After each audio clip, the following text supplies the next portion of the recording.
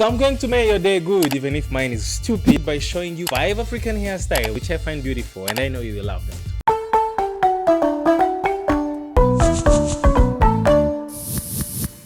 These are from the southern side of Africa up to the northern side of Africa, and they're definitely each of them unique. African hairstyles have been a big part of what amazed the world, and today if any African woman walk around, the whole world is so curious to know what do they have on their head. This is not something which dates of today or yesterday. Ancestors of many African cultures have been having their hairstyles unique to each culture for centuries back. And here are some of them which I'm going to share with you. Number 5, we have the Amasunzu. Amasunzu finds its root from the Tutsi and Hutu people in today's Rwanda, and it looks so beautiful with the long hair, which I don't really know the engineer to make this, but it really looks beautiful. And here's a picture of Lupita Nyong'o on the Oscar of 2014 with the Amasunzu, and these date to back around 500 years. Number 4, the Zulu top knots. In the early centuries, these were worn mostly by women of the higher class, and today any woman can have it, which means any woman now is part of the higher class. And they have been adopted in so many other cultures around the Zulu or outside Africa. Number 3, we have the ochre dreadlocks. Women could create these dreadlocks by using resin with water, sectioning the hair by using the mixture to create that style of dreadlocks. And to make it more beautiful, they could top up with other colorful